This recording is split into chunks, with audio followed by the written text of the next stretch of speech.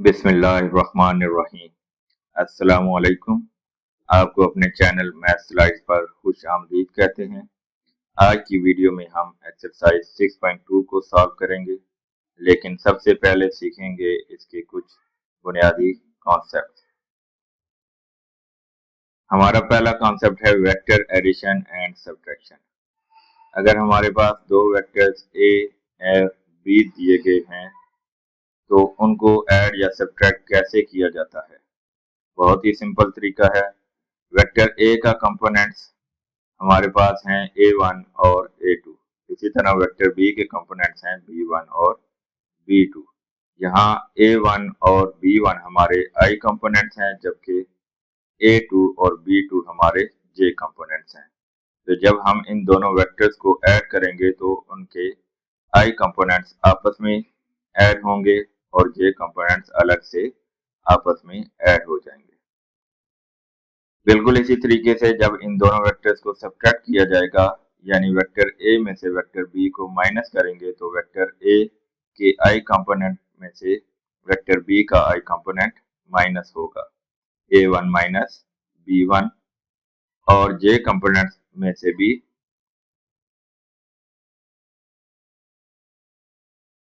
जे components minus होंगे, a2 minus b2।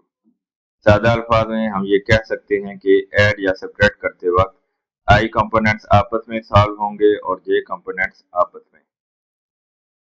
अब अगर हम किसी वेक्टर को किसी स्केलर नंबर से मल्टीप्लाई करते हैं, फॉर एग्जांपल k से, तो वो स्केलर नंबर उस वेक्टर के दोनों कंपोनेंट्स i और j से अलग अलग मल्टीप्लाई होकर उनके मैग्नीट्यूड को उतने टाइम्स बढ़ा देगा।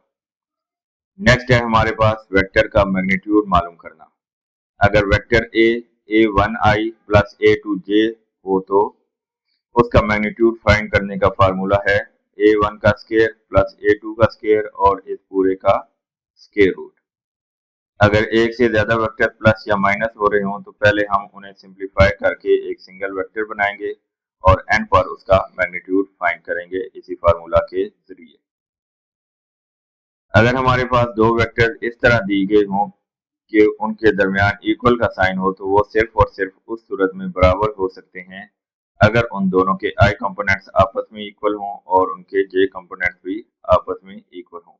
मिसाल के तौर पर लेफ्ट साइड पर अगर x i plus y j है और राइट साइड पर हमारे पास vector a i plus b j है, तो एक्स बराबर होगा ए दोनों का आई कंपोनेंट और वाई बराबर होगा बी दोनों साइड्स का जे कंपोनेंट। अब इन कंपोनेंट्स का मतलब क्या है। वेक्टर में आई के लेफ्ट साइड पर जो भी नंबर लिखा होगा वो उसका आई कंपोनेंट यानी कोफिशिएंट ऑफ आई कहलाएगा, और जे के साथ लेफ्ट साइड पर लिखा गया नंबर उसका जे कंपोनेंट यानी कोफिशिएंट ऑफ जे कहलाएगा। हमारी एक्सरसाइज में कुछ ऐसे सवालात भी हैं जहां हमें एक इक्वेशन दी गई है जैसा a plus 2b is equal to c, और हमें वेक्टर b की वैल्यू मालूम करनी है। यहाँ पर a, b और c तीनों वेक्टर्स हैं। a और c की वैल्यूज गिवन है, जबकि वेक्टर b की वैल्यू हमने फाइंड करनी है। ऐसे में हम अलजेब्रा की तरह वेक्टर b को सेपरेट करेंगे। प्लस हो रहा वेक्टर लेफ्ट साइड पर दूसरी तरफ जाकर माइनस हो जाएगा और b के साथ 2 जो मल्टीप्लाई हो रहा है वो दूसरी साइड पर जाकर डिवाइड हो जाएगा।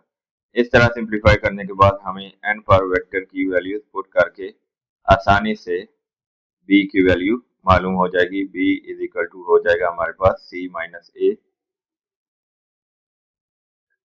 बाय 2। चलिए अब बढ़ते हैं अपनी एक्सरसाइज 6.2 के बाकायदा सोल्यूशन की तरफ।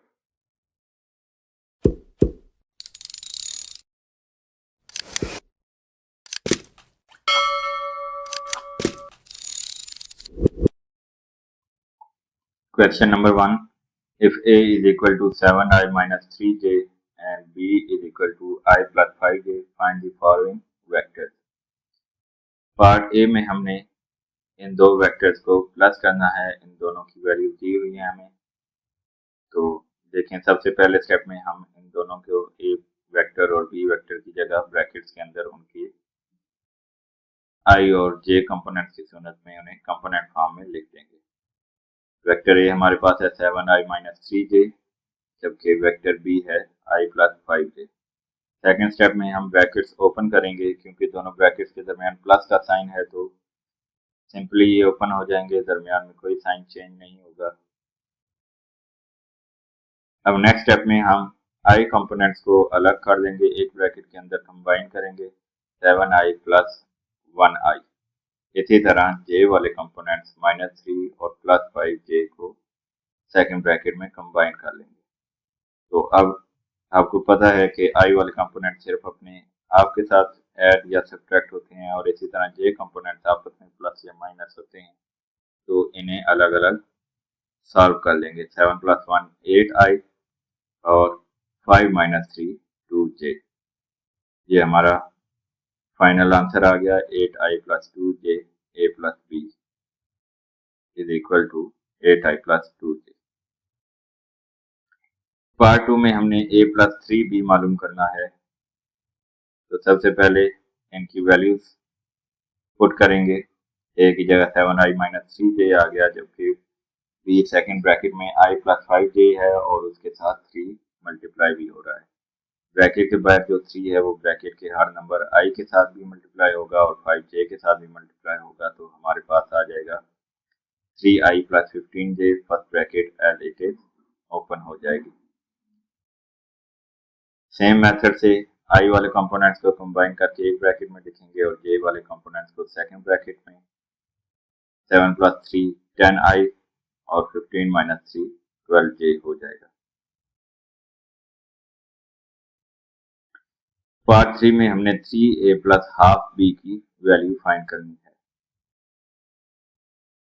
तो सबसे पहले इनकी वैल्यूज पुट करते हैं a और b की। ब्रैकेट की सूरत में वैल्यूज आ गई। अब वेक्टर a 3 से मल्टीप्लाई होगा, तो i और j कंपोनेंट दोनों को 3 से मल्टीप्लाई करेंगे। 3 multiply by 7 21i minus 3 3 9j। इसी तरह 1/2 i से मल्टीप्लाई होगा तो हाफ i आ जाएगा, और 1/2 जब 5j से मल्टीप्लाई होगा तो 5 1 5 5/2 j आ जाएगा हमारे पास। दोबारा हम i कंपोनेंट्स को कंबाइन करेंगे एक ब्रैकेट के अंदर और j कंपोनेंट्स को सेकंड ब्रैकेट में कंबाइन करेंगे। यहाँ पर आपने ख्याल रखना है कि i कंपोनेंट्स या j कंपोनेंट्स को जब सिंप्लीफाई करना है तो अब फ्रैक्शन हमारे पास इन्वॉल्व है। 21 तो सिंपल नंबर है, लेकिन 1/2 फ्रैक्शन फॉर्म में है। तो जब भी कोई भी नंबर एक फ्रैक्शन में आ जाए तो हमें उन्हें ऐड या सब्ट्रैक्ट करने के लिए एलसीएम लेना ज़रूरी होता है। दोनों के नीचे सेम नंबर होगा तभी वो ऐड या सब्ट्रैक्ट हो सकते हैं। तो 21 के नीचे भी 2 लाने के लिए इसे 2 से डिवाइड करेंगे और उसी 2 से इसे मल्टीप्लाई करना भी ज़रूरी है। तो 21 को 2 से मल्टीप्लाई करेंगे 42 डिवाइडेड बाई 2 42/2 हो जाएगा, और ये 1/2। इन दोनों को प्लस करेंगे तो 42 प्लस 1 43/2 हमारे पास i कंपोनेंट आ जाएगा। जबकि j कंपोनेंट्स को भी सिंप्लीफाई करें तो 5 के नीचे क्योंकि 2 मौजूद है, -9 के नीचे भी हमने 2 लाना है, तो 2 से डिवाइड करने के साथ साथ 2 से मल्टीप्लाई करेंगे। तो -9 को 2 से मल्टीप्लाई करेंगे तो 2 9 18 -18 प्लस 5 बटा 2 हो जाएगा। क्योंकि 18 और 5 दोनों के साइन अपोजिट हैं, इसलिए ऐड नहीं होंगे बल्कि सब्ट्रैक्ट होंगे। 18 में से 5 सब्ट्रैक्ट किया तो 13, और बड़े नंबर के साथ माइनस का साइन होने की वजह से हमारे फाइनल आंसर के साथ माइनस का साइन लगेगा। -13/2 जे कंपोनेंट हमारे पास आ जाएगा। बढ़ते हैं अगले पार्ट की तरफ। पार्ट 4 में हमने b माइनस a की वैल्यू मालूम करनी है। तो अब वेक्टर b को हम पहले पुट करेंगे फर्स्ट ब्रैकेट में और माइनस के साइन के बाद a वेक्टर की वैल्यू इस्तेमाल होगी सेकंड ब्रैकेट में।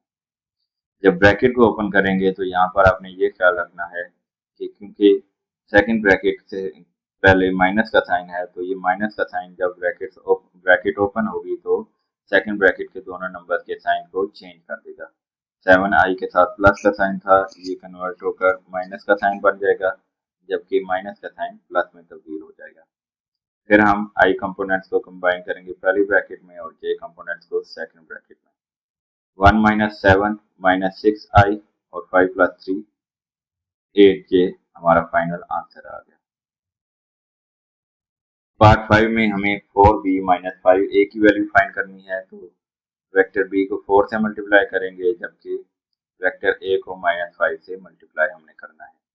ब्रैकेट्स को ओपन करने के लिए 4 multiplied by I 4i, 4 5 20j plus 20j आ जाएगा। -5 को जब 7 से मल्टीप्लाई करेंगे तो -5 मल्टीप्लाइड बाय 7 -35i, और -5 जब -3j से मल्टीप्लाई होगा तो माइनस माइनस प्लस 5 3 15j आ जाएगा हमारे पास। अब आई कंपोनेंट्स को कंबाइन करें और j को अलग कर लें। तो 4 माइनस 35 दोनों नंबर्स के साइन अपोजिट होने की वजह से सब्ट्रैक्शन होगी। 35 में से 4 को माइनस करेंगे 31, और बड़े नंबर के साथ माइनस का साइन होने की वजह से -31i आ जाएगा, जबकि 20 प्लस 15 35j बन जाएगा। पार्ट 6 में 3/2 a माइनस b की वैल्यू हमने फाइंड करनी है। तो वेक्टर a को 3/2 से मल्टीप्लाई करेंगे, जबकि वेक्टर b से पहले माइनस का साइन आ जाएगा। तो 3/2 वैल्यू ब्रैकेट के हर नंबर के साथ मल्टीप्लाई होगा। 3 7 21/2 हो जाएगा, और 3 3 9/2 j हो जाएगा माइनस के साइन के साथ। और सेकंड ब्रैकेट से पहले माइनस साइन का मतलब है कि ये इन दोनों के साइन को प्लस से माइनस में कन्वर्ट कर देगा। आई कंपोनेंट्स को पहली ब्रैकेट में और जे कंपोनेंट्स को सेकंड ब्रैकेट में लिखते हैं।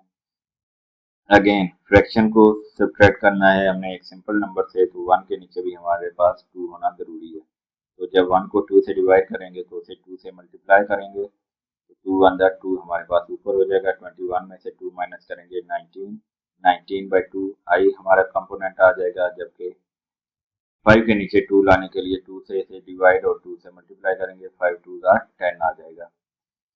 -9 -10 हमारे पास ऊपर होगा, दोनों नंबर्स के साथ सेम साइन है तो ये प्लस होंगे। 9 + 10 19, और फाइनल आंसर के साथ साइन वही लगेगा जो दोनों नंबर्स के साथ है। दोनों नंबर्स के साथ माइनस का साइन, इसलिए आंसर के साथ भी माइनस का साइन होगा, तो हमारा जे कंपोनेंट बनेगा -19j।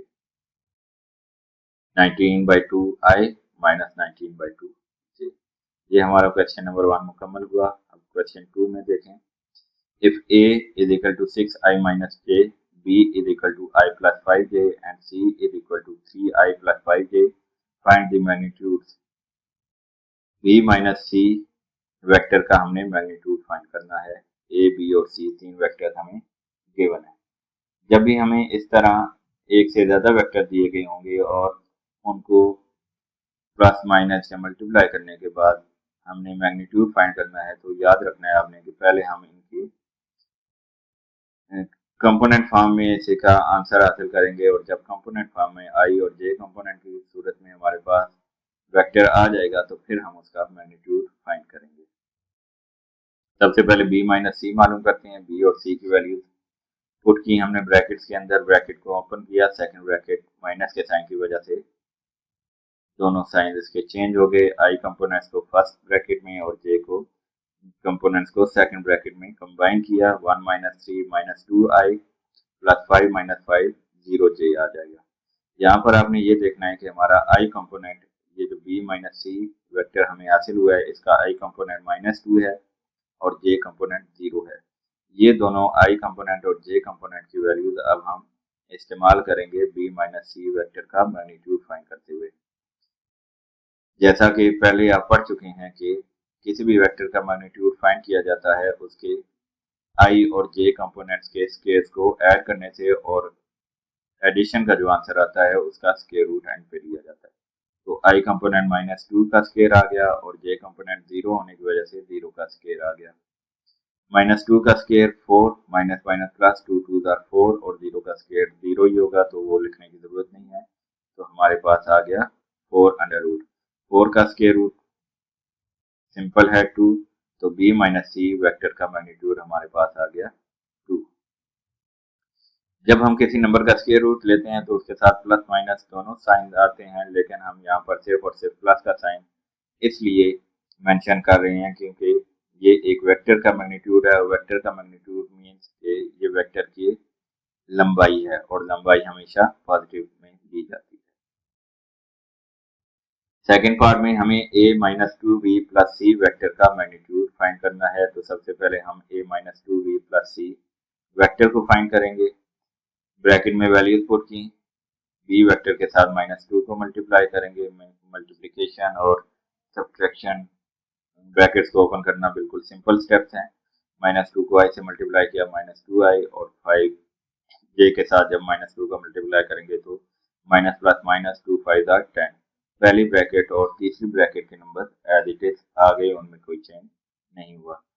अब क्योंकि 3 वेक्टर्स हमारे पास थे तो 3 हमारे i कंपोनेंट्स हैं और 3 j कंपोनेंट्स हैं। i कंपोनेंट्स को पहली ब्रैकेट में कंबाइन करेंगे और j कंपोनेंट्स को सेकंड ब्रैकेट में। अब इन्हें सिंप्लीफाई करते हैं। 6 - 2 4, 4 + 3 i, और इसी तरह j कंपोनेंट्स को सिंप्लीफाई करें तो इन दोनों के साथ सेम साइन होने की वजह से ये ऐड हो जाएंगे। -1 - 10 मिलकर -11 बन जाएंगे। -11 + 5 का आंसर -6 आ जाएगा, तो हमारा j कंपोनेंट -6 हो जाएगा। 7i - 6j हमारे पास वेक्टर फॉर्म में आंसर आ गया, जिसमें i कंपोनेंट है 7 और j कंपोनेंट -6 है।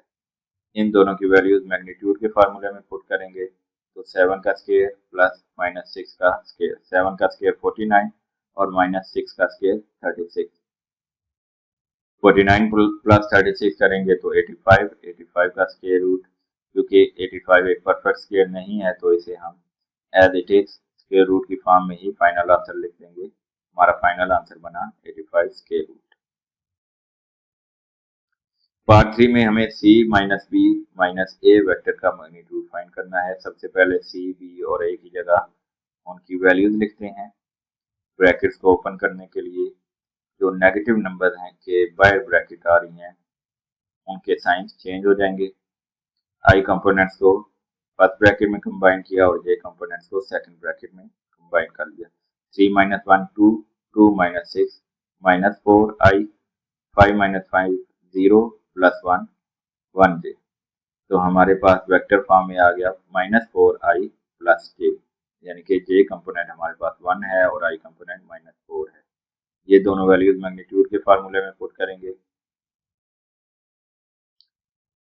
i कंपोनेंट का स्क्वायर प्लस j कंपोनेंट का स्क्वायर, 4 का स्क्वायर 16, जबकि 1 का स्क्वायर 1 ही होता है। 16 + 1 17, 17 एक परफेक्ट स्क्वायर नहीं है, इसलिए इसका आंसर भी √17 की फॉर्म में ही आएगा। क्वेश्चन नंबर 3 में हमारे पास है जी find x and y in each equation. हर पार्ट में हमें एक इक्वेशन दी गई है और उस इक्वेशन को इस्तेमाल करते हुए हमने x और y वेरिएबल्स की वैल्यूज फाइंड करनी है। यहाँ पर आपने रूल ये याद रखना है कि इक्वेशन की लेफ्ट हैंड साइड पर भी हमारे पास एक वेक्टर है और इक्वेशन के राइट साइड पर भी हमें एक वेक्टर दिया गया है। दो वेक्टर सिर्फ और सिर्फ उस सूरत में आपस में इक्वल हो सकते हैं जब दोनों वेक्टर्स के i कंपोनेंट्स आपस में इक्वल हों, और इसी तरह j कंपोनेंट भी दोनों वेक्टर्स के आपस में इक्वल होना लाजमी है। क्योंकि हमें लेफ्ट हैंड साइड पर एक से ज्यादा दो वेक्टर्स दिए गए हैं जो आपस में ऐड हो रहे हैं, तो पहले हम लेफ्ट हैंड साइड को थोड़ा सा सिंप्लीफाई करके सिंगल वेक्टर की फॉर्म में तब्दील करेंगे। तो ये देखें, वेक्टर्स को ऐड करते हुए जैसा कि हमें पता है कि i कंपोनेंट्स आपस में ऐड होते हैं और j कंपोनेंट्स को अलग से ऐड किया जाता है। तो पहले वेक्टर का i component x second vector के 2 के साथ ऐड हो गया, x + 2i, और इसी तरह j कंपोनेंट्स y और +3 ऐड होकर सेकंड ब्रैकेट में आ गए।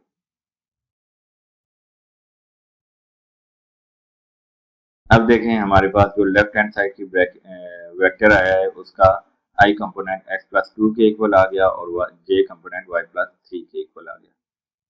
सबसे पहले हम लेफ्ट हैंड साइड का x component x + 2 right hand side के i कंपोनेंट 7 के इक्वल करेंगे।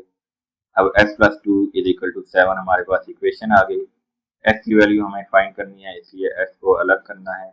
+2 राइट साइड पर जाकर -2 हो जाएगा। 7 - 2 = 5। तो बहुत आसानी से x की वैल्यू हमारे पास आ गई जो 5 के इक्वल है। नेक्स्ट स्टेप में हम दोनों साइड्स के लेफ्ट हैंड साइड और राइट हैंड साइड के j कंपोनेंट्स को भी इक्वल करेंगे, तो हमारे पास इक्वेशन बनेगी y + 3 = 6, और इसे बहुत आसानी से हम सिंप्लीफाई करके y की कीमत 3 निकाल सकते हैं। जो 3 इसके साथ प्लस हो रहा था उस साइड पर जाकर माइनस हो गया। 6 - 3 = 3।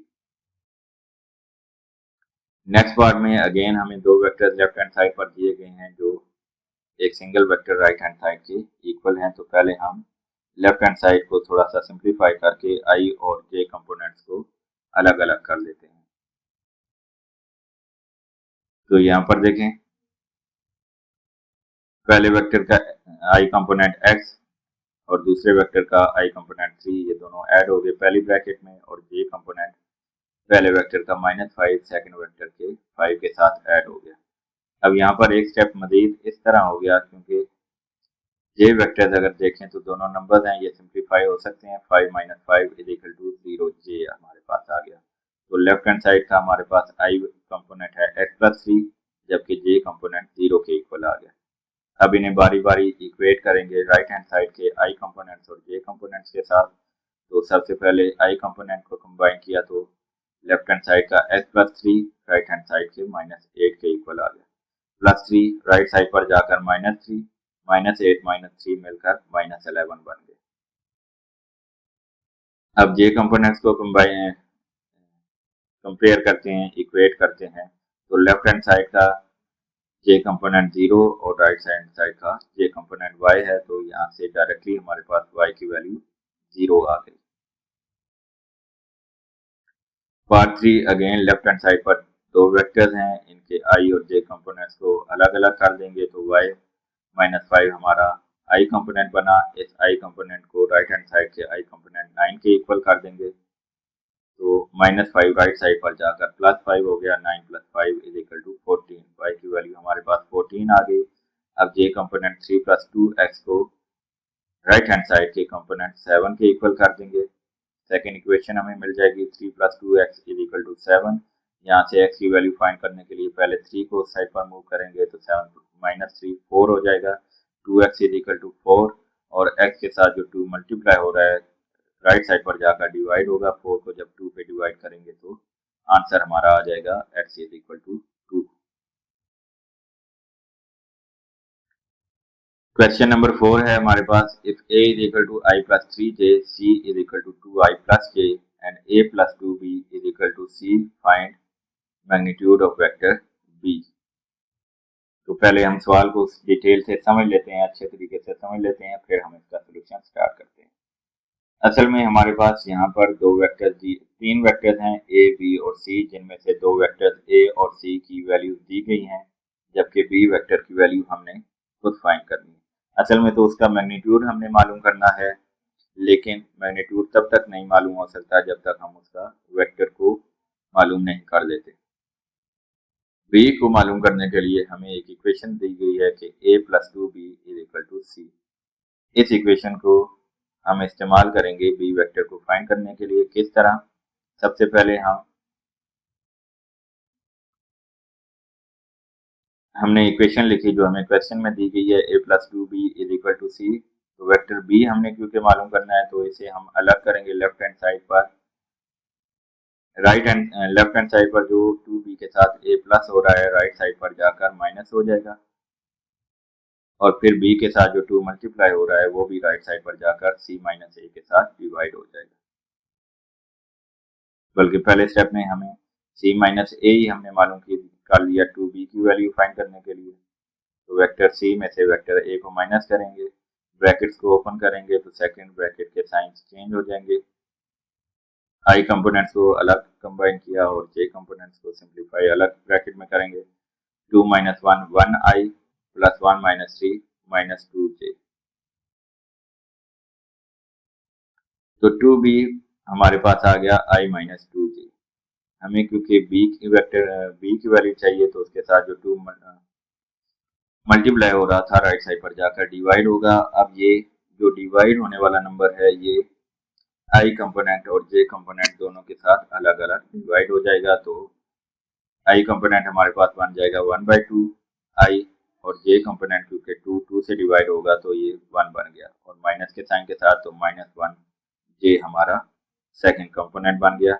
b = 1/2 आई - j, ये इसकी कंपोनेंट फॉर्म है। अब हम इसका मैग्नीट्यूड मालूम करने के लिए आई और जे कंपोनेंट्स की वैल्यूज पुट करते हैं फार्मूले में। फार्मूला हमारे पास होता है किसी भी वेक्टर का मैग्नीट्यूड स्क्वायर रूट के अंदर आई कंपोनेंट स्केयर प्लस जे कंपोनेंट स्केयर।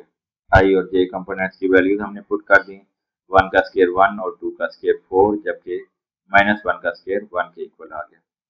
अब इन नंबर्स को ऐड करने के लिए 1 के नीचे भी 4 हमने लाना है, तो 4 से डिवाइड और मल्टीप्लाई करेंगे, 4 1 4 ऊपर आ जाएगा हमारे पास, ये 4 ऊपर वाले 1 के साथ प्लस होकर 4 + 1 5 बन जाएगा और बटा में हमारे पास 4 है, तो 5/4 का स्केयर रूट हमारा मैग्नीट्यूड बन गया वेक्टर बी का। बल्कि क्योंकि 4 एक परफेक्ट स्केयर है तो उसका हम स्केयर रूट 2 ले लेंगे, और 5 परफेक्ट स्केयर नहीं है इसलिए वो √5 की फॉर्म में ही रहेगा। उम्मीद है आपको समझ आ गए होंगे सारे steps. Question number 5 again, if a vector is equal to -2i plus 7j and b vector is 3i minus 5j, find the vector components of a plus 5b। a plus 5b की हमने value मालूम करनी है, तो बहुत simple सा question है। सबसे पहले हम इनकी वैल्यूज a वेक्टर और b वेक्टर की वैल्यूज ब्रैकेट की फॉर्म में पुट कर देंगे। क्योंकि b वेक्टर 5 के साथ मल्टीप्लाई हो रहा है तो इसलिए इसके हर कंपोनेंट को 5 से मल्टीप्लाई करेंगे, 5 3 15 और 5 5 25 -25 ब्रैकेट्स को ओपन किया, पहली ब्रैकेट एज इट इज रही, जबकि सेकंड ब्रैकेट 5 से मल्टीप्लाई होने के बाद इस फॉर्म में आ गई।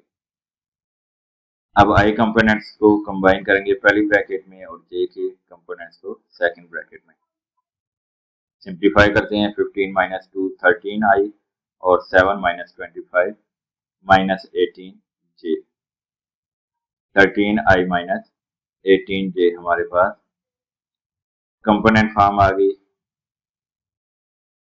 असल में हमें इस क्वेश्चन में वेक्टर कंपोनेंट्स फाइंड करने थे, तो वेक्टर फॉर्म में जब हमने इसे लिख लिया तो एंड पर हम आई कंपोनेंट्स और जे कंपोनेंट्स को अलग अलग करके लिख देंगे। जैसा कि हमें नजर आ रहा है, आई के साथ 13 जो कोफिशिएंट है वो इसका आई कंपोनेंट है, और जे के साथ जो -18 है वो इसका जे कंपोनेंट है। Question number 6, if 5i - 3j is equal to m into I - 10j plus n into 4i - 3j, find m and n।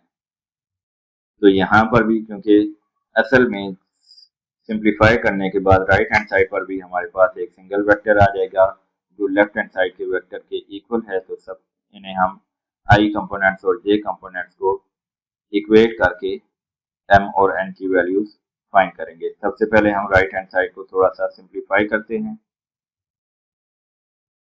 Right hand side हमने लिख दी। अब पहली ब्रैकेट को m से मल्टीप्लाई करेंगे तो mi - 10 mj आ जाएगा, जबकि सेकंड ब्रैकेट को n से मल्टीप्लाई करने से 4ni - 3nj हमारे पास आ जाएगा। i कंपोनेंट्स को अलग और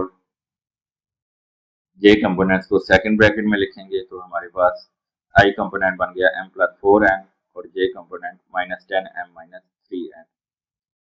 ये है हमारे पास की राइट हैंड साइड के आई और जे कंपोनेंट्स अलग अलग करके लिखे हुए। इन राइट हैंड साइड के कंपोनेंट्स को लेफ्ट हैंड साइड के आई कंपोनेंट्स और जे कंपोनेंट्स के इक्वेट करेंगे। तो सबसे पहले आई कंपोनेंट को इक्वल करते हैं राइट हैंड साइड का i component m + 4n, left hand side के राइट कंपोनेंट 5 के इक्वल बना, तो ये हमें m + 4n = 5 आ गई इक्वेशन नंबर 1। यहाँ पर आपने ये नोट करना है कि इस इक्वेशन को जब हमने आई के कोफिशिएंट्स इक्वेट किए तो इस इक्वेशन से हम m या n की वैल्यू डायरेक्टली मालूम नहीं कर पा रहे, क्योंकि यहाँ पर एक इक्वेशन के अंदर दो अननोन वैल्यूज हैं, m की वैल्यू भी हमें नहीं पता और n की वैल्यू भी नहीं पता। तो हमें एक से ज्यादा कम से कम दो इक्वेशन की जरूरत है दो अननोन वैल्यूज को मालूम करने के लिए। तो पहले इक्वेशन को हमने इक्वेशन नंबर 1 का नाम दे दिया। इसी तरह दोनों साइड के जो जे कोफिशिएंट्स को जे कंपोनेंट्स को इक्वेट करने से हमारे पास इक्वेशन नंबर 2 बन जाएगी -10m - 3n = -3। अब इस इक्वेशन को थोड़ा सा हम रीराइट करेंगे। -10m - 3n = -3 है। -10m को हम अगर तीनों नंबर्स के साथ माइनस को कॉमन ले लिया जाए तो ये 10m - +3n = 3 बन जाएगा। या आप ये भी कह सकते हैं कि -10m को हम इस साइड पर ले आए तो ये +10m बन गया, -3n भी इस साइड पर आकर +3n बन गया और एंड फिर -3 राइट साइड से लेफ्ट साइड पर जाकर +3 बन जाता है। तो ये हमारे पास इक्वेशन रीराइट होकर आ गई 10m + 3n = 3, equation number 2। Equation number 1 जो हमारे पास थी m + 4n = 5, इसे थोड़ा सा रीराइट करेंगे किस तरीके से कि m को अलग कर लेंगे, उसके साथ जो 4n ऐड हो रहा था, प्लस हो रहा था, राइट साइड पर जाकर माइनस हो गया, m = 5 - 4n आ गया। इस इक्वेशन को हमने नाम दे दिया इक्वेशन नंबर 3 का। इक्वेशन नंबर 3 में जो हमारे पास m की वैल्यू आई है, इसे इक्वेशन नंबर 2 में हम पुट करेंगे। तो देखें हमारे पास इक्वेशन नंबर 2 थी 10m + 3n = 3, 10 multiplied by m की जगह उसकी वैल्यू 5 - 4n आ गई, तो 10 मल्टीप्लाइड बाय 5 - 4n आ गया हमारे पास। 10 को इक्वेशन ब्रैकेट के दोनों नंबर से मल्टीप्लाई करेंगे, 10 5 are 50 minus 10 4 are 40n plus 3n = 3। Next step में n वाली दोनों वैल्यूज को कंबाइन कर लिया, -40 + 3n। तो क्योंकि दोनों नंबर के साइन मुख्तलिफ हैं इसलिए बड़े नंबर में से छोटा नंबर माइनस किया, 40 में से 3 माइनस किया तो 37 आ गया, और बड़े नंबर के साथ माइनस का साइन होने की वजह से -37 इसके साथ आ गया और साथ n भी है, तो 50 - 37n = 3। -37n इसी साइड पर रहा और जो 50 ऐड हो रहा था प्लस के साइन के साथ लेफ्ट साइड पर मौजूद था, वो राइट साइड पर जाकर माइनस हो गया, 3 - 50 = -47 और n की वैल्यू 47/37 बन गई। ये इस तरह के n के साथ जो -37 था वो राइट साइड पर जाकर -47 से डिवाइड हो गया, तो क्योंकि 47 के साथ भी माइनस का साइन था और 37 के साथ भी माइनस का साइन था, तो ये दोनों साइन आपस में कैंसिल हो जाते हैं और हमारा n की वैल्यू आ जाती है 47/37। अब ये जो वैल्यू हमारे पास n की आई है 47/37, इस वैल्यू को अगर हम इक्वेशन नंबर 3 में पुट कर दें जो हमारे पास ये m = 5 - 4n, तो हमें m की वैल्यू भी मालूम हो जाएगी। देखें m = 5 - 4 मल्टीप्लाइड बाय n था, तो 4 मल्टीप्लाइड बाय 47/37 जो n की वैल्यू हमें मालूम हुई है वो पुट कर दी हमने।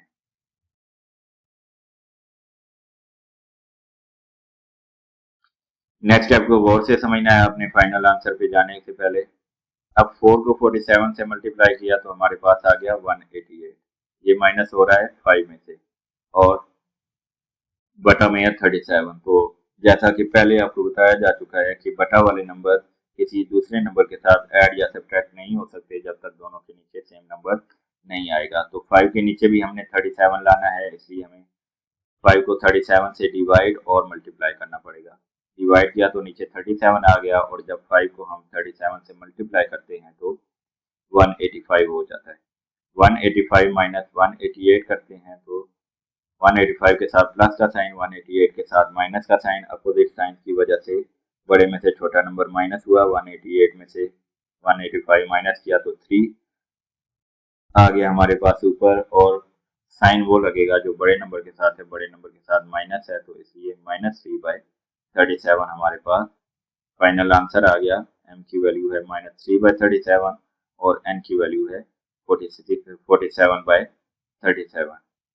इस तरह ये हमारी एक्सरसाइज 6.2 का सलूशन अपने इख्तिताम को पहुंचा। एक्सरसाइज के एंड पर एक नज़र हम दौड़ाते हैं कि इस पूरी एक्सरसाइज के सलूशन में हमने क्या चीज़ें सीखी। सबसे पहले हमने वेक्टर्स को ऐड और सब्ट्रैक्ट करना सीखा, फिर किसी वेक्टर के साथ स्केलर नंबर की मल्टीप्लिकेशन कैसे की जाती है ये सीखा हमने। एक से ज़्यादा वेक्टर्स अगर हमें दिए गए हों तो उन्हें कंबाइन करके फाइनल वेक्टर और उसका मैग्नीट्यूड फाइंड करना सीखा। दो वेक्टर्स इक्वल अगर हैं तो उनके आई और जे कंपोनेंट्स को इक्वेट करके अननोन वेरिएबल्स की वैल्यूज फाइंड करना सीखी हमने। अननोन वेक्टर्स को कैसे मालूम किया जाता है ये भी हमने इस एक्सरसाइज में सीखा। किसी वेक्टर के आई कंपोनेंट्स और जे कंपोनेंट्स की वैल्यूज भी हमने फाइंड की, और एन पर हमने साइमल्टेनियस इक्वेशंस और सब्स्टिट्यूशन मेथड्स का इस्तेमाल करते हुए कॉम्प्लेक्स प्रॉब्लम को अननोन वैल्यूज को सॉल्व करने के लिए इस्तेमाल किया। उम्मीद है आज की वीडियो से आपको कुछ नया सीखने को मिला होगा और आपके कॉन्सेप्ट बिल्कुल क्लियर हो चुके होंगे। अगर आपको ये वीडियो हेल्पफुल लगी तो इसे लाइक ज़रूर करें और अपने दोस्तों और क्लास फेलोज के साथ शेयर करें। इस चैनल पर आपको तमाम एक्सरसाइजेज के हर क्वेश्चन का स्टेप बाय स्टेप सॉल्यूशन मिलेगा। इन वीडियोस को देखने के लिए चैनल को सब्सक्राइब करना और बेल आइकन दबाना मत भूलिएगा ताकि कोई भी नई वीडियो या अपडेट मिस ना हो। अगर आपको कोई भी सवाल हो या आप चाहते हैं कि मैं किसी स्पेसिफिक एक्सरसाइज पर नेक्स्ट वीडियो बनाऊं तो मुझे नीचे कमेंट सेक्शन में ज़रूर बताइए। ये चेक करने के लिए कि क्या वाकई आपको तमाम क्वेश्चन समझ आ गए हैं, सवालात को खुद हल करके प्रैक्टिस करते रहें। मिलते हैं अगली वीडियो में एक नई एक्सरसाइज के सलूशन के साथ। तब तक के लिए अपना बहुत ख्याल रखिएगा। अल्लाह हाफिज़।